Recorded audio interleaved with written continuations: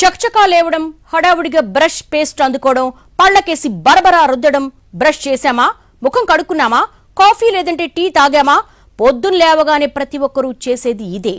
కానీ మనం వాడుతున్న పేస్ట్ సంగతేంటి? అది మంచిదేనా? బ్రాండెడ్ మార్కెట్లో ఫేమస్ అయినంత మాత్రాన మంచిది కావాల్సిన అవసరం లేదు కదా. టూత్ పేస్ట్లలో హానికర రసాయనాలు ఉన్నట్టు తాజాగా తేలింది. మీ టూత్ పేస్టులో ఉప్పుందా అనే యాడ్స్ చూసి ఉంటాం. ఉప్పు మాత్రమే కాదు, ప్రమాదకర రసాయనాలు ఉన్నట్టు తేలింది. మనం వాడుతున్న టూత్ పేస్ట్ అనుకున్నంత మంచిదేమీ కాదు. లేవగానే ఖాళీ కడుపుతో ఉండగా నోట్లోకి పోయేది టూత్ పేస్ట్. టూత్ పేస్ట్ కదా, బయటికి ఉమ్మేస్తాం కదా, ఏం కాదులే అనుకుంటే పొరపాటే. లాలాజలం రూపంలో అది ఖచ్చితంగా పొట్టలోకి వెళ్తుంది.